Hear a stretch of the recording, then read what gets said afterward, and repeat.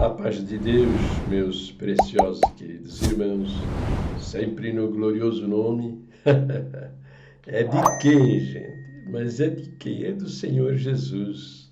É verdade.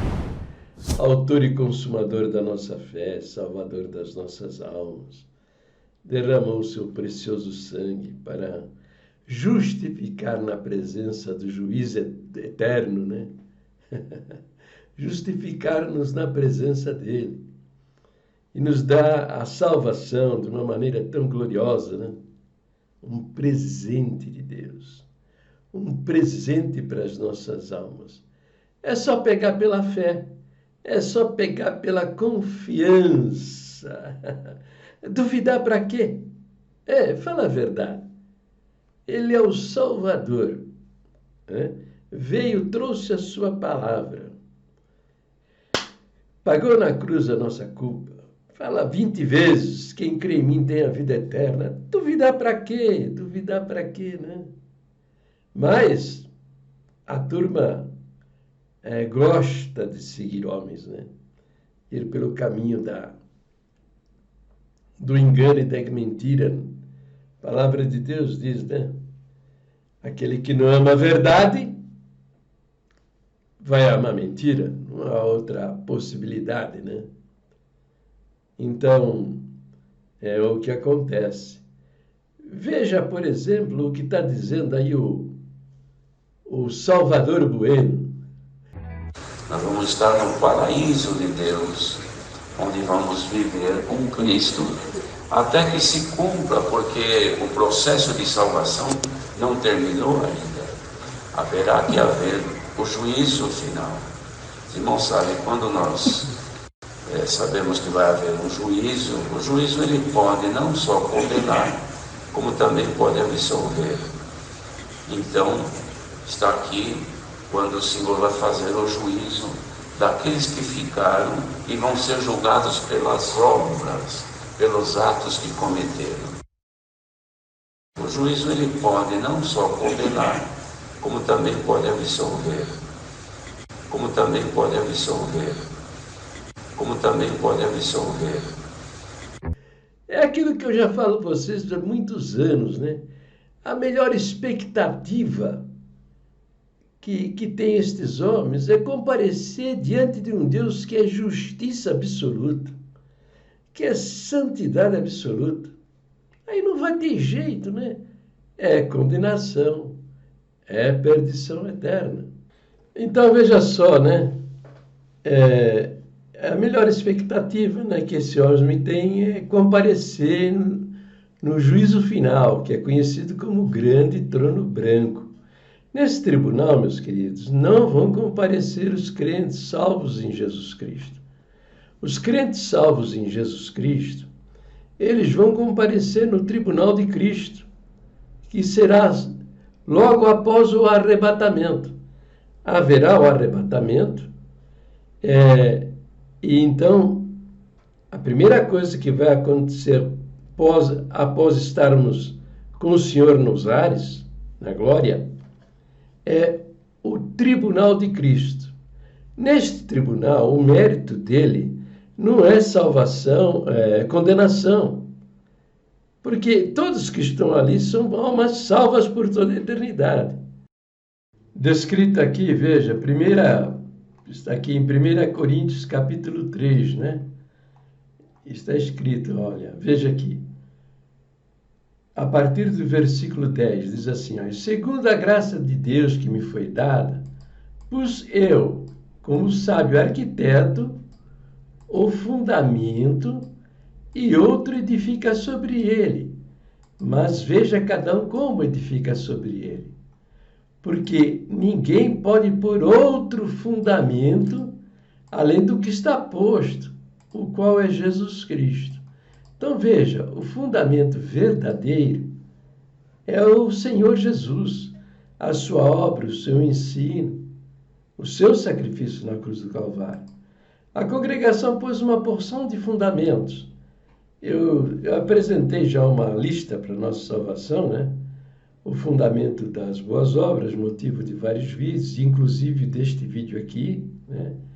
o fundamento da salvação por meio de boas obras, apresentei para vocês aí também outro fundamento que eles colocaram, que é o fundamento do batismo, não é verdade?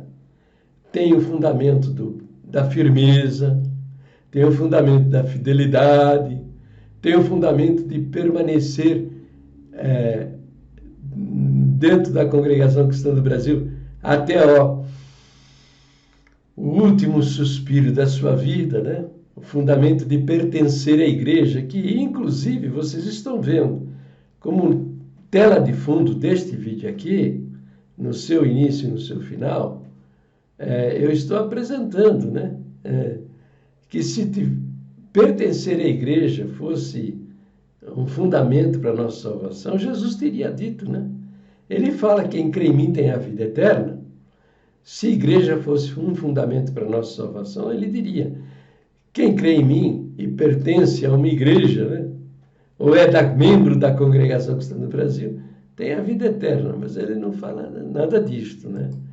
E Paulo diz, ensina que não devemos fazer isso, porque ninguém pode pôr outro fundamento além do que está posto, qual é Jesus Cristo. Então, o fundamento da igreja cristã, ou de toda a igreja cristã, é o Senhor Jesus somente, mais nada, mais ninguém. Nem Maria, nem Pedro, nem Paulo, nem João, nem os apóstolos, nem Tiago, nem ancião, nem conselho de ancião. Agora, eles entraram por esse caminho, não é verdade? Colocando vários fundamentos de salvação. E com isso eles recusaram, né? Rejeitaram o fundamento, o único fundamento que é Jesus Cristo. Hoje o Senhor Jesus, você nem ouve falar no nome dele dentro da igreja. Você vai ouvir naquilo que é da tradição, no hino, no cantar dos hinos, né? Se o nome dele está no verso, senão você não vai ouvir. Na pregação da palavra, se o texto que vai ser lido tem o nome dele, senão você não vai ouvir. O que você vai ouvir é aquilo que é da tradição, que eles estão acostumados a praticar já há 100 anos, né? Então, mas eles não têm nada, é só Deus para cá, Deus para lá, Deus trouxe, Deus me deu, Deus tirou, Deus fez, Deus preparou, e para o Senhor Jesus nada. E aí Paulo continua dizendo: e se alguém sobre este fundamento, qual fundamento? Jesus Cristo, formar um edifício de ouro, né? De prata, pedras preciosas, madeira, feno, palha. Isso aqui é o testemunho do crente. Paulo está descrevendo o testemunho do crente. A obra de cada um se manifestará. Na verdade, o dia a declarará. Que dia é esse? O dia do tribunal de Cristo, onde serão julgadas as obras do crente. Porque pelo fogo será descoberta. O fogo é juízo. O fogo é julgamento. E o fogo provará qual seja a obra de cada um. Se a obra que alguém edificou nessa parte permanecer, quer dizer, o fogo vier e ela permanecer, esse receberá galardão. Se a obra de alguém se queimar, sofrerá detrimento, mas o tal será salvo, todavia, como pelo fogo. Quer dizer, não é um tribunal de condenação. Está dizendo que aquele crente que deu mau testemunho, que foi desobediente, foi rebelde, mas ele creu naquele que justifica o pecador, crê que aquele sangue derramado foi derramado para o seu perdão e a sua salvação, as suas obras vão desaparecer, não vai ficar nada. Ele aqui diz, sofrerá detrimento. Para mim, não vai receber nada, entendeu? Vai ficar vendo os outros serem reconhecidos, receber recompensa, prêmios, galardões, as coroas, coroa da vida eterna, coroa da justiça, a coroa de glória. Outros prêmios e reconhecimentos que a Bíblia não relata, mas o Novo Testamento não relata, mas deve haver, né? Ele não vai receber. Esse é o prejuízo dele. Não vai ganhar nada. Mas o tal será salvo, todavia como pelo fogo, né? Pelo fogo, porque as suas obras vão ser queimadas. Ele vai ficar peladão lá, sem um reconhecimento, sem nada, mas salvo por toda a eternidade. Então, este é o tribunal de Cristo. O outro tribunal é o tribunal do grande trono branco, o juízo de Deus, que nesse momento, lá no capítulo 20 do livro do Apocalipse, não vai haver apelação. O que vai ser apresentado ali são provas documentais de que aquelas almas ali merecem o inferno. Agora, o Salvador desconhece isso.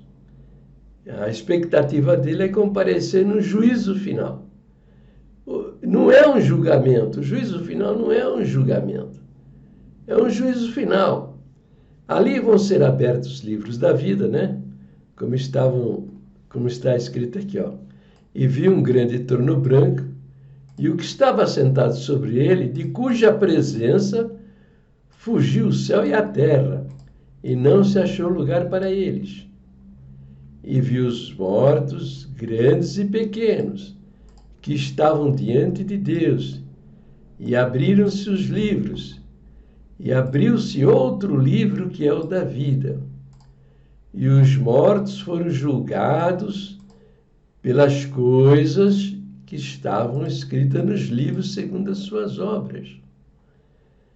E deu o mar os mortos que nele havia, e a morte e o inferno deram os mortos que neles havia, e foram julgados cada um segundo as suas obras.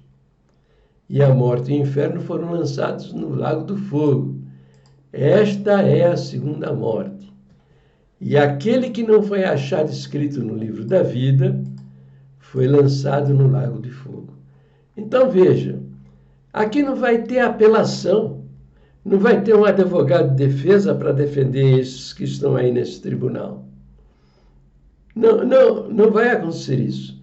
Os livros vão ser abertos para que se manifeste a justiça de Deus, para que todos no universo tomem consciência que o juiz do universo, o grande Deus eterno, está com as provas na mão, no exercício do seu direito de condenar estas almas à perdição eterna. Simplesmente isso. Não vai haver nenhuma apelação para os tais. Mas é a melhor expectativa que estes homens têm. Eu tenho feito vários vídeos me esforçando para abrir os olhos destes homens, para que eles entendam que o futuro deles é de condenação. Mas eu tenho a impressão que eles têm a mente cauterizada. Eles não conseguem descobrir isso na Bíblia. Para eles, estas coisas, salvação pela graça, o sacrifício do Senhor na cruz, o sangue derramado, não tem significado algum, porque eles já estão bloqueados na sua mente, no seu coração, para o recebimento de qualquer verdade. A gente tenta, se esforça, luta para que isso não aconteça, porque são almas preciosas diante de Deus. Mas isso é inevitável, isso vai acontecer. Não há outra esperança de salvação para estes homens, é condenação eterna. Porque, veja, eles emporcalharam o nome do Senhor Jesus, né? Lá por volta de 1940, perverteram o ensino da palavra de Deus, criaram o pecado de morte e começaram a expulsar do templo pessoas aos gritos, no momento mais solene do culto, aos gritos, fora daqui, você não me pertence, você não é das minhas ovelhas, aqui não é mais teu lugar, fora daqui, o teu lugar é o inferno, você é um cadáver, você está fedendo. Então, eles emporcalharam desta maneira o nome e o testemunho do Senhor Jesus. Então, não há mais esperança de salvação para estes homens. Mas tá bom, né, meus queridos irmãos? Vocês estão vendo que eu estou apresentando agora um outro argumento de salvação, né? Que o ministério ensinou a nossa querida Irmandade. Salvação por meio de boas obras, o batismo que salva, a firmeza e fidelidade que salva, pertencer à igreja até o último suspiro da sua vida, né? Estas coisas que jogam no lixo o sacrifício do Senhor Jesus na cruz do Calvário. Bom, mas o motivo deste vídeo é apresentar a vocês, né, mais um vídeo do nosso querido irmão Fernando Henrique. E ele está tratando nessa série de vídeos da doutrina da salvação por meio de boas obras, que é o evangelho maldito, é a doutrina da salvação maldita, que está levando milhares do nosso povo para a perdição eterna, porque, evidentemente, esse tipo de crença torna inútil o sacrifício, torna inútil o sangue derramado, torna inútil todo o ensino do Senhor Jesus para a nossa salvação. Então vamos ver o que o nosso querido irmão Fernando está dizendo neste seu vídeo. Graça e paz, irmãos. Nós estamos numa sequência de vídeo, eu estou fazendo uma playlist aqui, falando sobre salvação pelas obras, né? Eu explico no primeiro vídeo, se os irmãos não assistiram, aconselho a assistir o primeiro e o segundo vídeo, onde vai falar sobre uma conversa que eu tive com um ancião da congregação cristã, ele afirmando, numa conversa informal, afirmando que a salvação é pelas obras, né? Eu escutei ali toda a teologia dele, e não me espantei pela situação, porque alguém pode dizer, essa é uma conversa de um ancião isolado, é ele que está falando isso. Isso não é crença da congregação, não é verdade. Eu fui membro da congregação por 30 anos, apesar deles não terem isso no papel, a salvação é pelas obras, eles dizem que a regeneração, o novo nascimento se dá pela fé. Aqui eu quero fazer uma observação que talvez o nosso querido irmão Fernando Henrique não conheça. Então, isto serve também de informação para ele. O nosso quinto ponto de doutrina original diz, né, que a regeneração ou o novo nascimento só se recebe pela fé em Jesus Cristo. Quer dizer, assim como o homem primeiro é gerado no ventre da mulher, para depois nascer uma criança, na vida espiritual, o homem é regenerado no seu coração pela semente que é a palavra de Deus. E na dependência da intensidade da sua crença, então ele nasce de novo, ele nasce de Deus. Na primeira vez, ele nasceu do homem, da vontade do homem, do desejo da carne do homem, da semente do homem, o espermatozoide. O novo nascimento, ele nasce da semente, que é a palavra de Deus, no coração dele, que cresce de tal maneira que o Espírito de Deus passa a habitar no corpo dele, fazendo do corpo dele o seu templo, e ele nasce, então, um filho de Deus, uma nova criatura. E eles fizeram a perversão disso e publicaram no Inário número 5 a inversão para o novo nascimento e a regeneração. Eles querem dizer que primeiro você nasce quando você batiza e a sua regeneração vai acontecer quando você entrar na glória de Deus.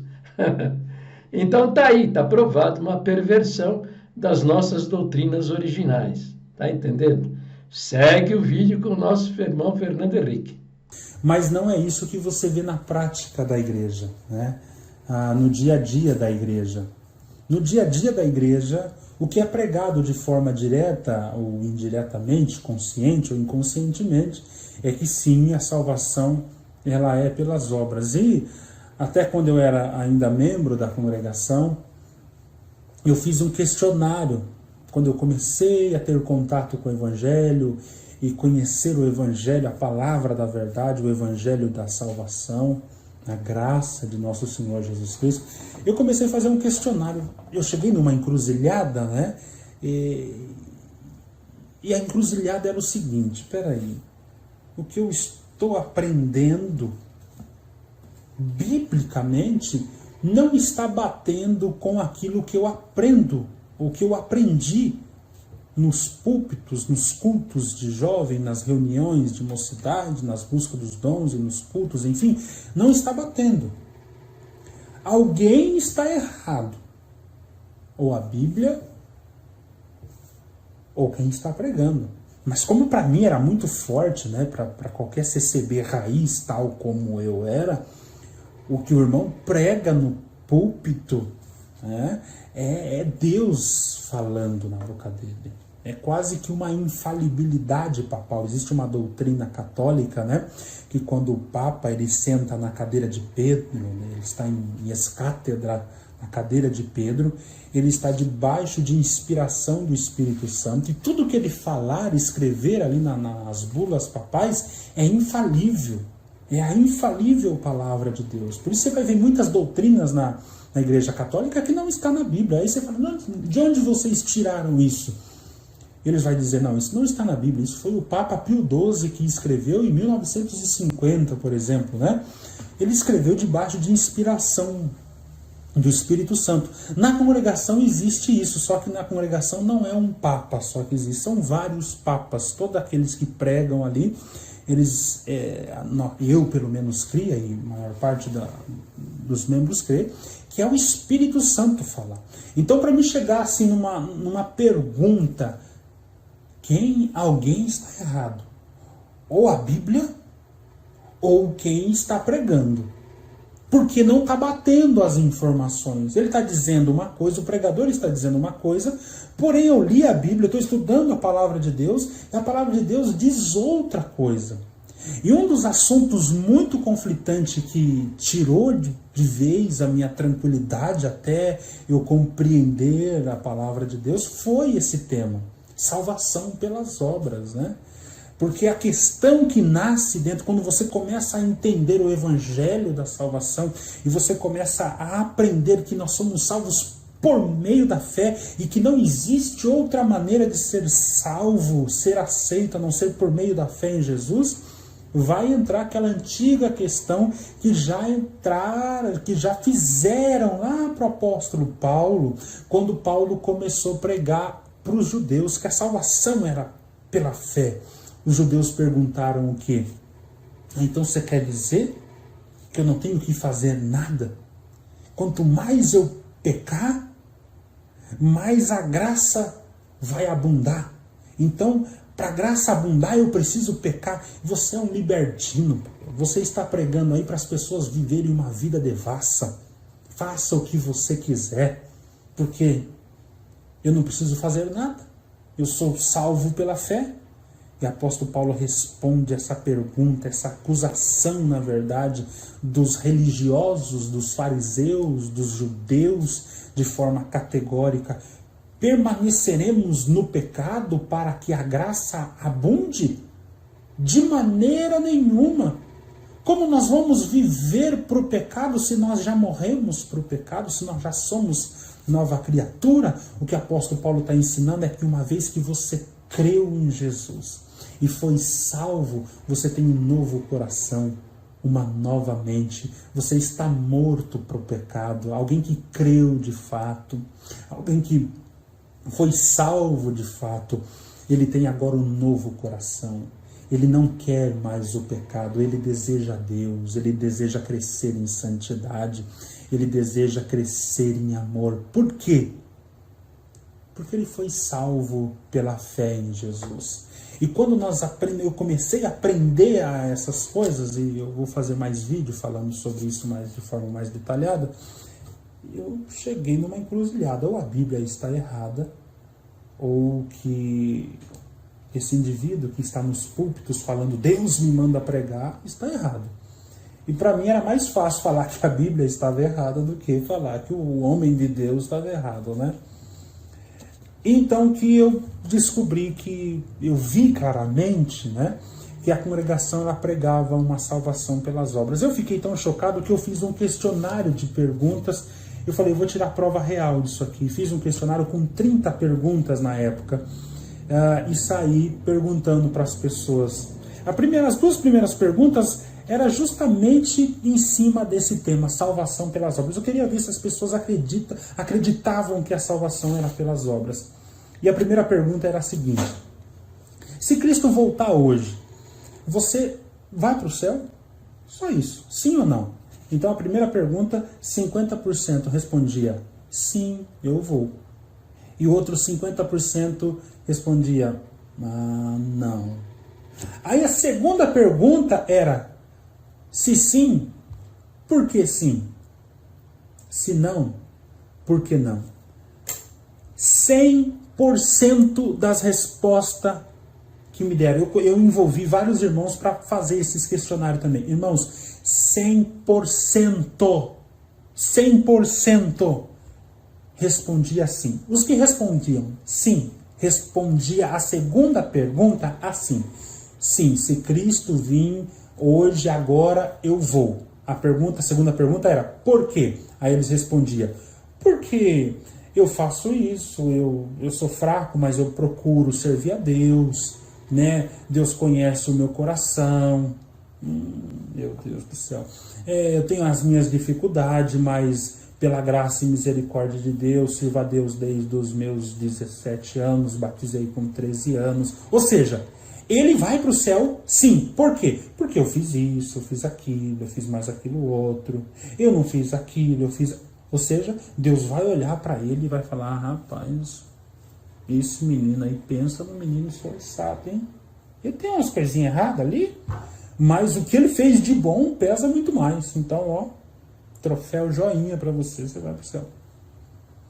Aí o outro 50% respondia, não, eu não vou para o céu. Aí eu perguntava na segunda pergunta, mas por que não? Sabe qual era a resposta? Irmão, isso, sei lá, eu tô meio fraco, sabe? Eu tenho que melhorar muito ainda, eu tô muito ruim, eu não oro, eu não leio a Bíblia, eu não faço isso, eu não faço aquilo. Ou seja, ele não vai por causa também de suas obras. Ninguém citou sequer Jesus Cristo. Ninguém falou, sim, irmão, eu tenho certeza da minha salvação. Por quê? Por que você tem certeza da sua salvação? Porque eu crio em Jesus Cristo. Eu não presto.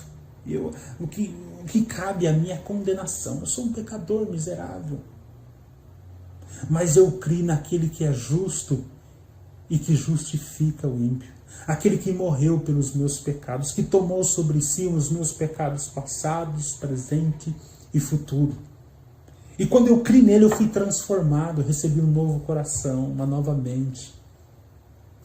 E agora eu desejo a esse Deus.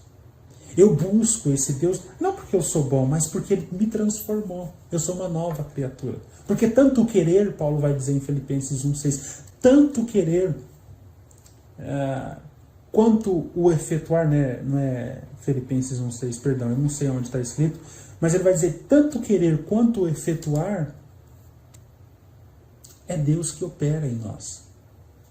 Então ele me transformou, ele me colocou um novo desejo, novo coração, e é por causa dos méritos de Jesus que eu estou sendo salvo. Ninguém me deu essa resposta. Ali eu fiquei chocado, eu falei, é uma igreja... Nesse questionário nós chegamos numa conclusão, é definitivamente uma seita. Definitivamente uma seita.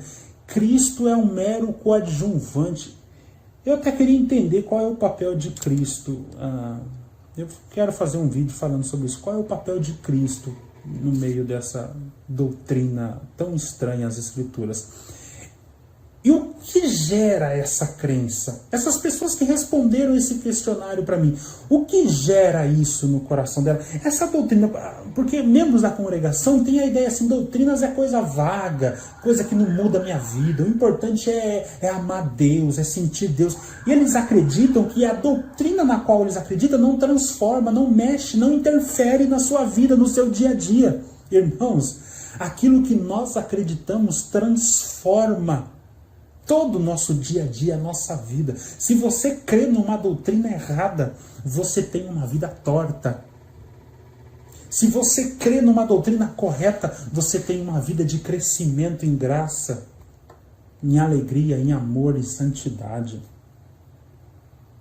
Sim, a doutrina interfere totalmente no teu dia a dia, no teu relacionamento conjugal, familiar, como funcionário, como cidadão, como cristão. E o que gera de terrível e pernicioso na vida daqueles que creem que a salvação é pelas obras? Sim, eu estou sendo salvo porque eu fiz isso, isso, aquilo, Deus conhece o meu coração, sirvo a Deus desde não sei que ano. O que gera isso de terrível? Primeira coisa que eu quero pontuar. Quando você acredita nisso, você tem a tua felicidade destruída. Felicidade, que felicidade eu estou me referindo? A felicidade em Cristo. Você vai perceber, isso é muito comum no meio das pessoas que têm esse tipo de crença. Cristo para eles não representa muita coisa. Eles não enchem a boca para falar de Cristo. Porque Cristo não fez nada definitivo para essas pessoas. Vou dar um exemplo para os irmãos. Imagina que você está casado com alguém, mas esse alguém é alguém assim, que olha, se você ficar irado, se você fizer qualquer coisa que eu não gostar, eu vou pegar as minhas malas e vou embora. Existe algum tipo de relacionamento? Essa mulher é feliz com esse marido? Óbvio que não. Ela vive numa pressão. Ela vive numa tensão sem fim. É exatamente o que acontece com pessoas que têm esse tipo de fé. E você vai ver esse fato muito comum no meio deles. Cristo não é a sua alegria. Eles falam de Cristo, mas aquilo não é real. Por que não é real? Porque existe uma tensão nesse relacionamento, na qual, se eu sou salvo pelas obras, e obras boas, a qualquer momento eu posso ter esse relacionamento destruído.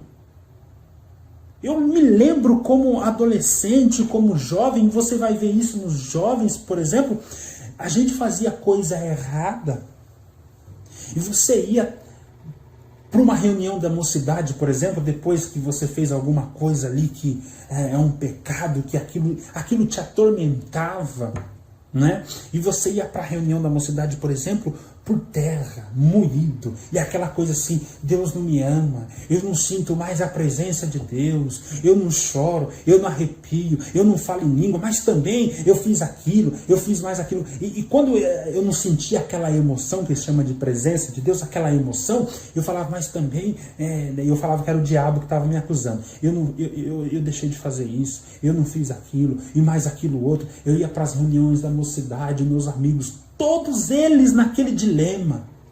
Irmão, eu não sinto mais a presença de Deus, é aquela coisa, e eu também. E é um relacionamento pesado. Parece que Cristo está olhando para você e fala, seu moleque miserável, eu vou te esmagar. Né? É um relacionamento terrível, tenso. Aí eu tinha que ir para as reuniões da mocidade, quando eu pegava aquele ancião top, né? Ele pregava lá o sumo sacerdote Josué, acusado por Satanás, justificado por Deus. Né? E ele entrava, você entrou aqui com as vestes sujas, mas eu vou trocar tuas vestes, eu vou trocar tua roupa, eu vou trocar tua mitra, roupa nova e tal. Aí fervia, eu tô falando igual o profeta aqui. E fervia, aí parece que era, né? Eu troco as tuas roupas agora, eu começo um relacionamento, tudo que você fez eu esqueci agora, aí esqueci, aí fervia e o povo chorava. Por que o povo chorava? Porque eu saí daquela tensão, o meu marido ainda me ama. Eu ainda sou amado por Deus. Eu não perdi. Ai, o meu marido vai me aceitar. É aquele relacionamento cheio de tensão. O povo chorava, chorava, chorava. Aí você saía assim com a sensação de vestes limpas, né? Mas tinha um problema. Essa euforia, essa emoção, essa coisa, né? Porque é vibrante. Eu ia numa reunião na Mocidade, por exemplo, 25 de dezembro em Assis. 2.000 pessoas reunidas, 200 músicos tocando. Quando tocava, aquele organista fazia a introdução e os músicos tocavam, aquilo é emocionante demais, demais da conta. E aquele ancião que, né, vê bola de fogo, e vê anjo, e vê coisas, e você entra num mundo assim místico, parecia que eu estava no Dragon Ball Z, eu me achava um super saiyajin, e você saía dali muito poderoso, muito poderoso. Você olhava qualquer coisa na rua, mulher, quando tinha um amigo meu que falava, não, quando eu tô assim, a mulher mais bonita aí do bairro vira um poste, né? Porque ele tá muito cheio. Mas essa aí, emoção, ela passa, né? Vem a segunda-feira. E a emoção foi embora. E aquelas vestes que você tá limpa ali, que foi aquela emoção, e agora você quer agradar a Deus, não, agora Jesus me ama, tá confirmado, eu saía naquela alegria, agora vai, agora vai, agora vai. Mas quando chegar a segunda, terça, quarta-feira, já começava a ficar fraco aquelas emoções que você viveu, aquela dopamina ali, né? E você caía no dia a dia, nas faculdades, nos assédios, nas propostas, nas tentações, nas internets. E aí você ficava, meu Deus, olha tudo que eu senti naquela reunião, eu já estou querendo fazer a coisa errada de novo, estou aqui de novo. Era uma tensão.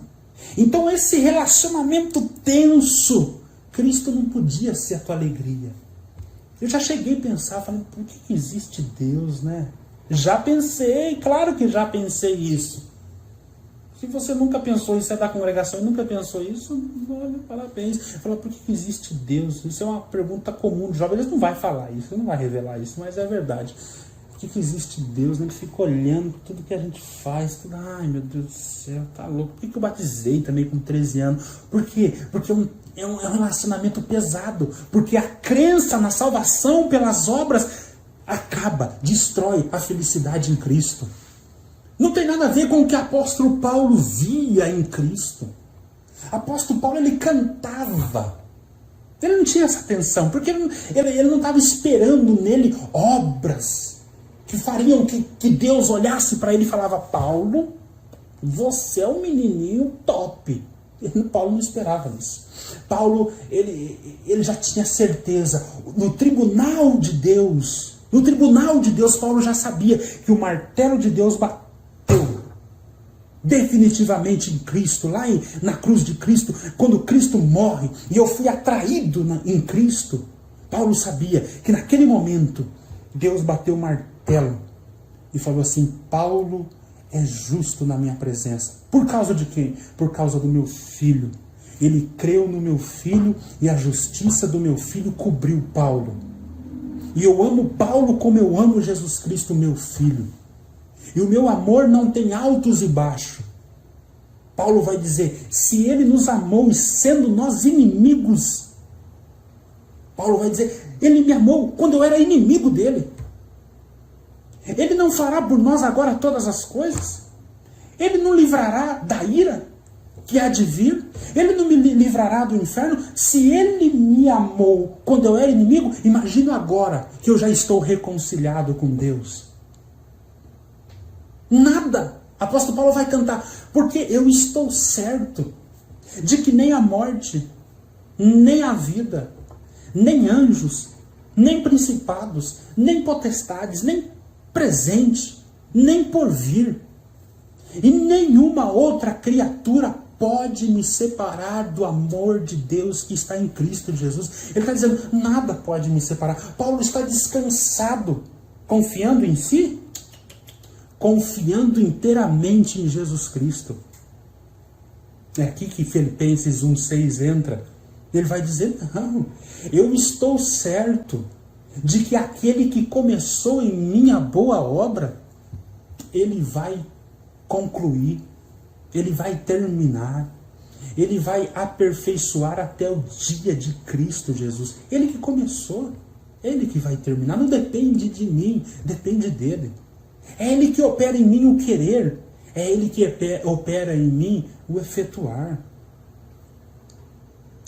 Apóstolo Paulo está tão fascinado pelo amor de Cristo, porque quando você crê na salvação pela fé, você ama Cristo porque fala, eu não presto, eu sou miserável, se dependesse de mim eu estava condenado, mas o amor de Cristo me constrange, é isso que o apóstolo Paulo vai dizer, o amor de Cristo me constrange, morreu por todos, e por causa da sua morte eu ressuscitei, eu sou uma nova criatura. Sabe de uma coisa? Eu não quero mais viver para mim, eu quero viver para Ele. Eu quero viver para agradar esse Deus por amor. Porque Ele me arrancou das trevas e me transportou para o seu reino de luz. Ele me arrancou do monturo e me fez assentar entre príncipes. Eu era inimigo, agora sou filho amado de Deus. Ele me amou quando eu era inimigo. E agora não dará por mim também todas as coisas? Não me livrará da ira? Ele estava descansado. Ele não tinha esse relacionamento tenso com Cristo. Por isso que Cristo é a glória de Paulo. Quando Paulo fala de Cristo, ele enche a boca. Ele fala, por causa de Cristo eu sofro prisões, perseguições, apedrejamento e até morte por causa de Cristo. Cristo é a minha alegria, Cristo é o meu tesouro, Cristo é a riqueza incompreensível dos homens, mas que, por graça, eu reconheci a riqueza que Ele é. Eu vendi tudo que eu tenho para conquistar essa riqueza, para ter essa riqueza. Eu vendo tudo, eu abro mão de tudo, eu não preciso de nada, eu estou plenamente satisfeito em Cristo. Pedro vai dizer, eu estou cheio de glória indizível. É uma vida cheia de glória e de alegria indizível. Nós não vemos a Jesus, mas nós nos alegramos nele, cheio de glória, cheio de alegria indizível, dizia. Era assim que Pedro se relacionava com Jesus. Por quê? Porque Jesus tinha salvo ele. Ele era salvo pelos méritos de Jesus. Ele era aceito por Deus pelos méritos de Jesus. Quando Deus olhava para Pedro, não via Pedro, via o seu filho Jesus. Mas quando você acredita na salvação pelas obras, meu caro, essa doutrina destrói o teu relacionamento de felicidade, de amor, de alegria em Cristo. É por isso que você nunca vai ver um religioso falando das belezas de Cristo, da glória de Cristo. Eles nem citam muito o nome de Cristo. É muito triste isso. E quando você vai no culto, não é... Os cultos não é um culto a Cristo. É um culto aos homens. Você é isso. Eu vi a tua guerra, eu vi a tua luta, eu vi o teu empenho, eu vi a tua força, eu vi quando o diabo tem lutado contra você, mas você fez isso, você fez aquilo. Não tem nada de Cristo. É um culto a você, a tua força, a tua capacidade, a tua garra, o teu desempenho. É um culto ao homem. Isso é um culto antropocêntrico, centrado no homem. E se eles verem um culto cristocêntrico, que fala de Cristo, da beleza de Cristo, do amor de Cristo, da santidade de Cristo, eles falam, legal, mas não falou com a minha alma. Porque eu vim buscar um... Você percebe? Porque a doutrina de salvação pelas obras destrói a tua felicidade em Cristo. Você não consegue admirar Cristo. O que você tem por Cristo é uma tensão. Bem me quer, mal me quer. Bem me quer, mal me quer. É a primeira coisa que essa doutrina destrói na vida daqueles que creem. E se você crê na salvação pelas obras, não tem como mesmo você amar Cristo. Porque você não foi salvo, você é inimigo de Cristo. Você acredita em você não acredita em Cristo. Cristo para você não é um salvador. Cristo para você não é tudo. Não é tudo. Cristo pode ter sido que ele fez 30%, 50%, mas agora você tem que fazer o resto. Então ele não é tudo. Paulo vai dizer que Cristo é tudo em todos. Mas para você, quem crê em salvação pelas obras não pode dizer que Cristo é tudo em todos. Não é tudo. Por que tudo? Se ele não fez tudo, eu tenho que fazer o resto. Cristo fez um tanto, mas agora eu tenho que fazer a minha parte e fechar 50 meu ou 50 de Jesus. Então não é tudo. Jesus tem que falar, Jesus é 50%.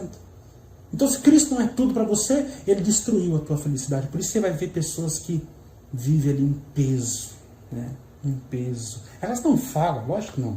Isso é outro aspecto dessa crença. Ela gera pessoas hipócritas. Nós vamos falar isso num outro vídeo. Mas é pessoas tensas, que vivem aquela tensão. Ora salvo, ora não. Aí Deus tem que, todos os cultos você vai ver isso. Deus precisa falar, eu te amo, eu amo a tua alma. Por quê? Porque a cruz não significa muita coisa. Deus, nenhum profeta precisa chegar em mim e falar assim, Fernando, Deus manda pregar, Deus te ama. Não precisa falar isso, a Bíblia falou isso para mim. Ele tanto que me ama que Deus entregou o seu filho para morrer por mim. Ele me ama, eu tenho certeza disso. E eu não preciso de nenhum profeta me lembrar disso. Eu tenho a palavra, eu creio na palavra. Cristo me ama. Por quê? Porque eu arrepiei? Porque eu chorei? Não, porque ele morreu por mim na cruz. Há 2000 anos atrás, Deus amou o mundo de tal maneira que enviou o seu Filho para que todo aquele que nele crê não pereça, mas tenha a vida eterna. Irmãos, é assunto que dava para varar a noite inteira falando, mas vamos encerrar por aqui que o vídeo já passou faz tempo do máximo que deveria ser feito, tá bom? Mas Deus abençoe, amados. Então tá bom, né, meus queridos? Gostaram do vídeo? Entenderam direitinho? Então você que está aprendendo o Evangelho, né? Presta atenção no nosso irmão Fernando Henrique. Está explicando e está falando daquilo que você certamente vivencia ou vivenciou na congregação. Essa angústia, essa preocupação com a sua salvação, né? E vai no culto, que maravilha e tal. Aí sai de lá do culto, o estado de ânimo, né? E muitas dúvidas abatem a sua alma, deixa você derrotado, não é verdade? Muito bom a gente atender, né? Atender o conselho da congregação, que a Bíblia é a nossa única e perfeita guia de fé e conduta. Não é a boca do homem. Se você sofre esse tipo de coisa, é porque sua confiança não está na palavra de Deus. Quando você tem no seu coração e na sua mente o ensino de nosso Senhor Jesus Cristo, entendeu? E a confiança naquele sangue derramado para a sua salvação, a sua vida é diferente.